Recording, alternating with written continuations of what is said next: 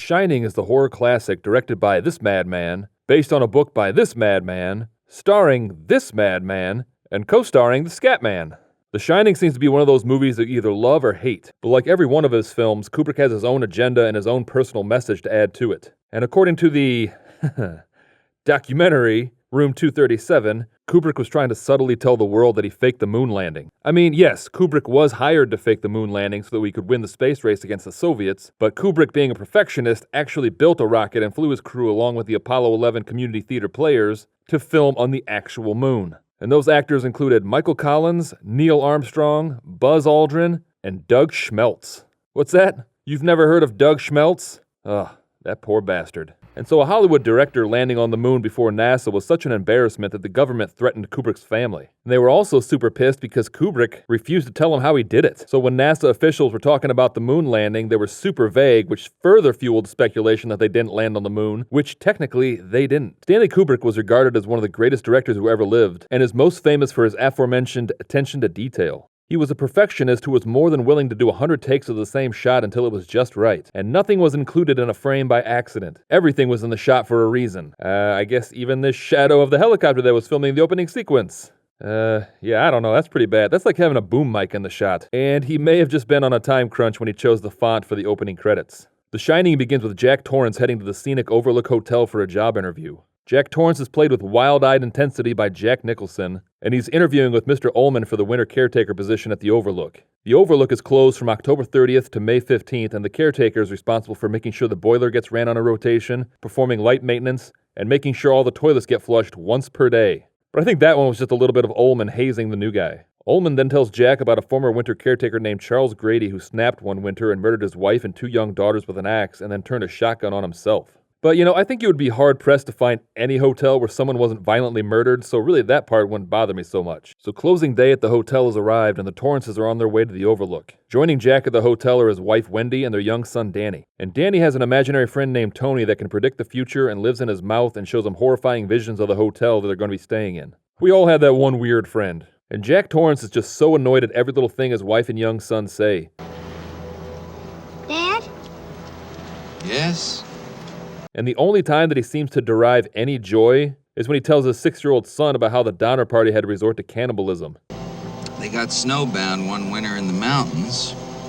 They had to resort to cannibalism in order to stay alive. What a weirdo. But really, Nicholson's performance in this movie is very good. And I read that in order to get Jack Nicholson in the right agitated mood, he was fed only cheese sandwiches for 2 weeks, which he hates. And that is just about the funniest piece of movie trivia I have ever heard. We learned that Jack is an alcoholic and he got drunk one night and dislocated Danny's arm. But he's been sober now for 5 months and he does not seem to be taking sobriety in stride. So they finally make it to the Overlook Hotel, and it is pretty majestic. So now the exterior shots were filmed at the Timberline Lodge in Oregon. Well, actually, just this one exterior shot is of the Timberline Lodge in Oregon, and every other exterior shot was done on a set in England. But Stephen King came up with the story after a frightening experience in room 217 at the Stanley Hotel in Colorado. And King used a tape recorder to document the experience, and my producer was able to obtain the audio from that night. But I have to warn you that what you're about to hear is disturbing. This is Stephen King documenting night 1 from the Stanley Hotel. What was that? Oh my God, there are a lot of creepy sounds, and I am a little freaked out. Oh my sweet Jesus, what is that? This is like the scariest night of my life. Who's there? Hello? I'm the repairman, Jerry. Oh my God, did you say Scareman Jerry? Oh God, Scareman Jerry, that sounds terrifying. What? No, I'm here because we're having issues with the pipes. Oh my God, Scareman Jerry wants to crush my windpipe. You'll never take me alive, Scareman Jerry! What the hell was that all about? While Jack and Wendy are getting a rundown of the hotel, Danny is having fun playing in the games room, which is apparently in the basement of a church. Like, this is a 5-star hotel. What a dumpy little... Oh my God! Hello? Are you girls here to play air hockey, or... Nope? Okay. Ullman shows Jack and Wendy the rest of the hotel, including the famous hedge maze, and nope, I would never go in there. No thank you to that. Remember that family that got lost in a corn maze and had to call the police? Yeah, that would be me. I get turned around way too easily. They then meet Dick Halloran, who is the chef at the Overlook.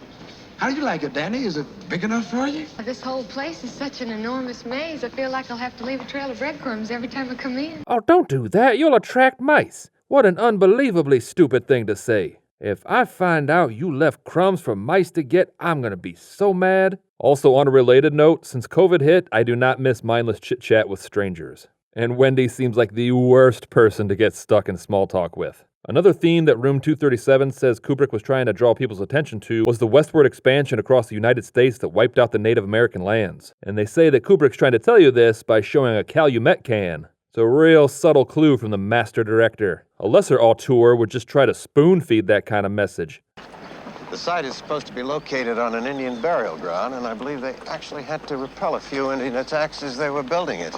I mean, yeah, that's great and all, but the cans. Now, the Room 237 doc makes some pretty outrageous claims, but some are just kind of f***ing weird. And as soon as they touch hands, the paper tray turns into a very large, straight-on, hard-on coming out of Barry Nelson. As his name passes off the frame, stop, and you will see that the clouds have Stanley Kubrick airbrushed into them.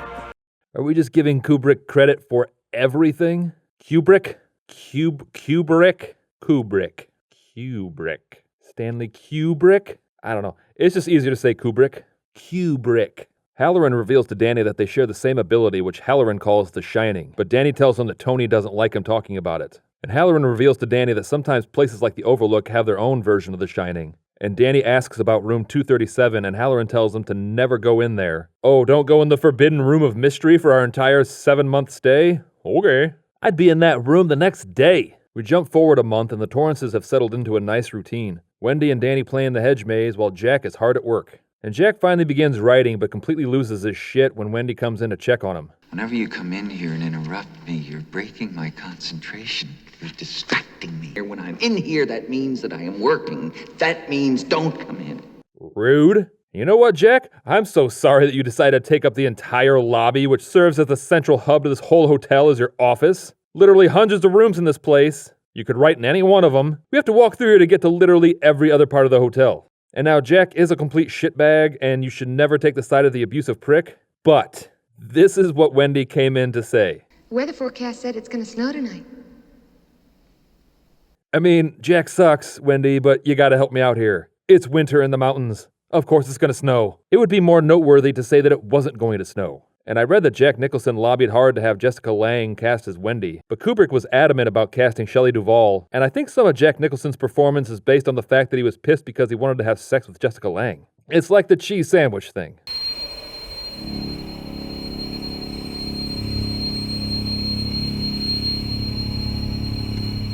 And action!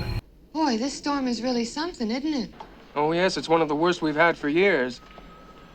Is there anything else we can do for you, Mrs. Torrance? Oh, come on, Wendy. Is it a game to you to talk about weather to people that are working? I am trying to be on your side here. And The Shining has several iconic scenes, and the shot of Danny riding his big wheel through the hotel are some of my favorites. So Danny's living the dream by riding his big wheel all over the hotel, and I'm just thinking about how awesome it would have been to ride my Mr. T big wheel all over a giant... Oh my god! Hello girls? Hello, Danny. Come and play with us. Okay, hard pass on that shit. One day while Jack is sleeping, Danny sneaks into the room to get a toy, and Danny asks Jack if he would ever hurt him or Wendy. I love you, Danny. I love you more than anything else in the whole world. I would never do anything to hurt you. Never. How terrifying would it be to have Jack as a father? Torrance or Nicholson. Just pure psychotic energy radiating off of him. Again, Torrance or Nicholson. We then see Danny playing with his cars outside room 237, and Danny notices the door to room 237 is open and he goes inside. So Wendy is doing Jack's job when she hears Jack screaming from a nightmare, and also his typewriter is now a different color. Okay? Continuity, people. Well, I dreamed that I killed you and Danny. But I didn't just kill you. I cut you up into little pieces. Oh, well, I would say that, that's just a bad dream, and it was probably just something that you ate, but Jack is a raging dick, so this should set off a few alarms for Wendy. Just then, Danny comes into the room with his sweater torn and bruises on his neck. Wendy thinks that Jack is the one who attacked Danny, and so Jack heads to the bar, where there is now a bartender named Lloyd and the booze is fully stocked, and Jack gets drunk and says that he hurt Danny 3 years ago. Wendy comes running in and says that there was a woman in one of the rooms that strangled Danny. There's someone else in the hotel with us. There's a crazy woman in one of the rooms. She tried to strangle Danny. Are you out of your mind? I don't know. If I was in that situation, staying in an isolated hotel in the mountains, I would always assume that someone else was hiding out. It seems like it would be pretty easy for someone to do. Like whether or not you believe in ghosts, like a hotel clerk just squatting in the hotel for the winter, I could see that. Like they were the ones who set up the rumor about room 237 to keep the winter caretakers out of there. Like, yeah, you'll hear spooky sounds like bags of chips opening and TVs will turn on every Monday to watch the A-Team. A lot of gentle sobbing. All standard ghost stuff. Danny is so traumatized that he's able to send the shine and alerts Dick Halloran in Miami. And Jack goes up to room 237 and he finds a beautiful naked woman in the bathtub. And I get that Jack hates his wife, but this is also the woman who just now tried to murder his son, so let's try to not be so horny here, Jack. So Jack begins making out with the woman accused of strangling his young son when she turns into an old woman, and that is where Jack draws the line. If you crush the windpipe of my child, you had damn well better be hot. Jack goes back to the apartment and tells Wendy that no one was there. I mean, Wendy has to realize that there are over 100 rooms in this place. Just because he checked one and found nothing should do nothing to assuage her fears. She should just think that the psychotic woman has access to every room in the hotel, including their apartment. Jack suggests that Danny gave himself the bruises, and Wendy tells him that they have to get Danny out of the hotel. Jack becomes enraged at this idea and storms off because Jack is a child.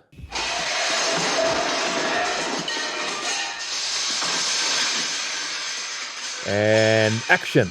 Jack goes back to the gold room where a big party is underway and he sidles up to the bar, and I think it's hilarious that when he's sober, Jack is just an angry, vindictive, spiteful piece of shit. But once he gets to the bar, he kind of turns into a dork. Hair of the dog that bit me. Bourbon on the rocks. That'll do her.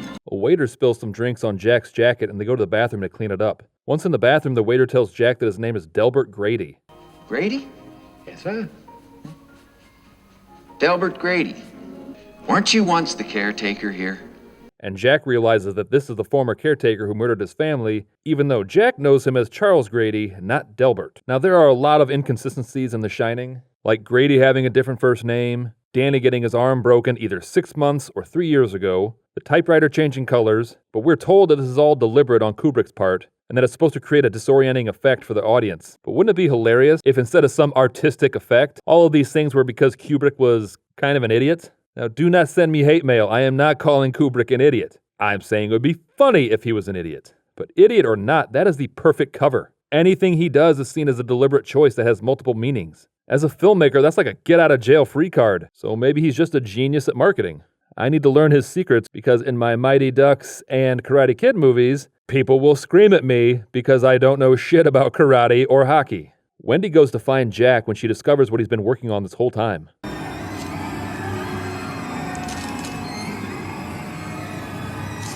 And look, the first draft of any new book is not going to be perfect. And Wendy is horrified, but honestly, I think she would have had the same reaction to any actual story that Jack would have written. Knowing Jack, it would have been an erotic thriller with no fewer than 8 dream sequences.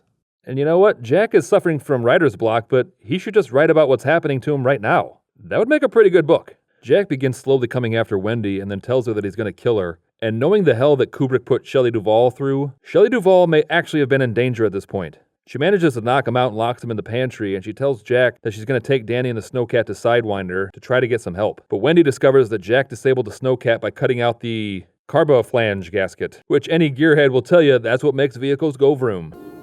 Red rum. Red rum! Stop it! Red rum! Red rum! And I read that Stanley Kubrick tried to shield the actor playing Danny from the fact that he was in a horror movie, but what the hell kind of movie did this kid think he was making? So Charles Delbert Grady lets Jack out of the pantry, and Jack starts to break the door of their apartment down with an axe. Wendy manages to get Danny out the window, and Jack chops a hole in the bathroom door and utters the famous line, Here's Johnny! But knowing Kubrick, he made Nicholson do several different lines. Did I do that? How you doing? Welcome to the OC, bitch. Dick Halloran finally makes it to the Overlook after his long journey, and the epic final battle begins. Oh, okay. Well, he's dead. Kinda renders Dick's whole role unnecessary. Wendy goes looking for Danny, and when she looks into one of the rooms, we get a scene that puts all the pieces together and finally explains what's going on.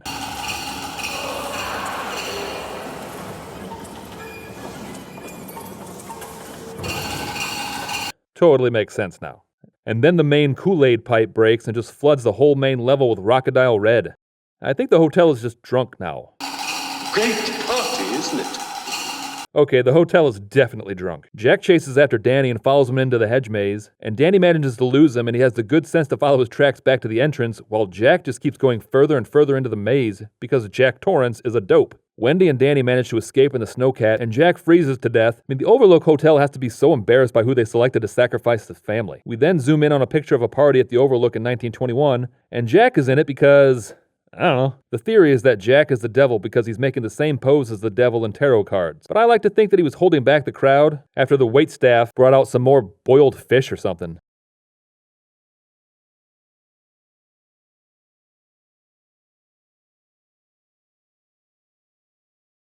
That's one small step for man,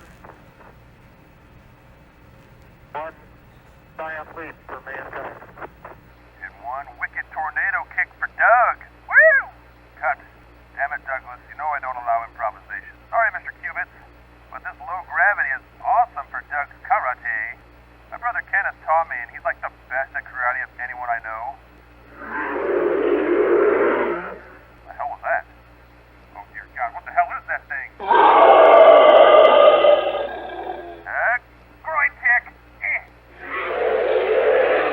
Oh, dear God, get back to the lunar module now. But Doug is still out there. Shut the goddamn door. Guys, let me in, let me in, let me in, let me in, let me in. The karate just angered it further. Oh my God, it just dragged Doug into that crater. What the f***? Okay, we just need to work under the assumption that Douglas is dead. Now, Neil, you flubbed your lines. You're gonna have to run it again. What? I'm not going back out there. You saw that thing did to Doug. Fine. We'll just say it was a commentary on the French and Indian War or something. Oh, poor Doug. That goofy bastard was just excited about his karate kicks, and that f***ing moon Sasquatch just ripped his legs off. Guys, can you hear me? It's your old pal Doug. If I don't make it, can you get a message to my brother Kenneth? All right, I